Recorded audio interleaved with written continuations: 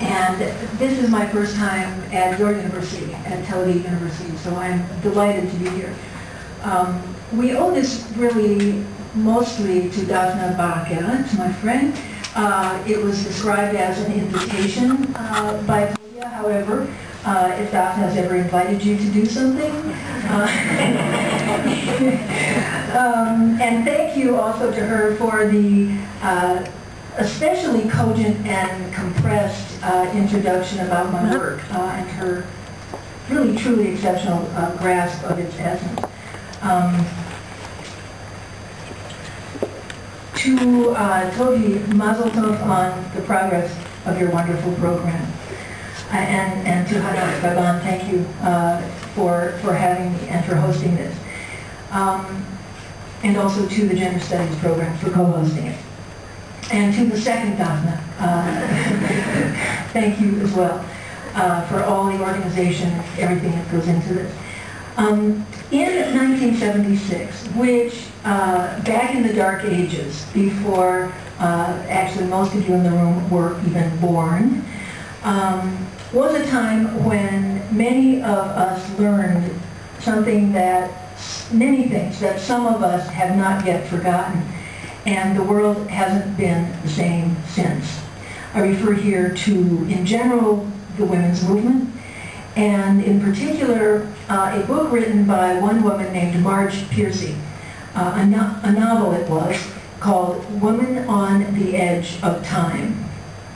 In this novel, the central character named Connie Ramos was a sane woman trapped in an insane place. And who among us doesn't feel that way? Except in this instance, hers was concretely a mental hospital.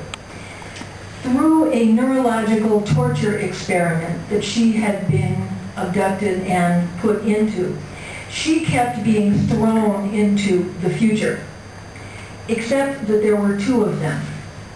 Sometimes she was in this androgynous, loving future where men were kind and gentle, reproduction was non-exploitive, sexuality was about intimacy and communication, and the word equal was redundant. Other times, she was projected into this pornographic nightmare where women were sexed, televisions everywhere watched you and bombarded you with sexualized abuse simultaneously, and life imitated it. Some 30 years later, I think we are poised ever more sharply on the edge of these two futures, although at present one of them is winning. And I wish I didn't have to tell you which one. In which one our children's children live lies the future of gender. Now, since gender, by which I mean the social reality of sex, was discovered some 30 years ago, you know how things are discovered when people have been living them forever? They discovered them a long time ago, but it was claimed to be discovered about 30 years ago, due in large part to the efforts of many women.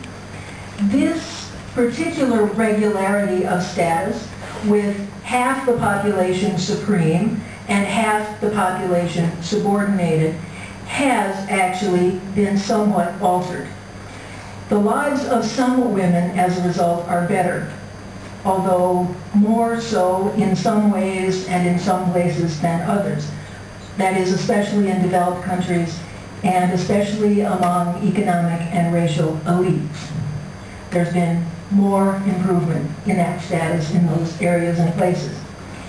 And at the same time, it is not even controversial to observe that women as such, that is, women as a group, women as women, to quote the 1951 law in Israel, are not yet free and equal anywhere. The question with which the movement critical of gender, which is to say the women's movement, began, remains a question. And that is, why? Why are women not free or equal anywhere? The major obstacle to the liberation of women, that is the central problem we confront and what we still need to change, is what women need liberation from. And that is, to put a very pointy word on it, male dominance. In the past few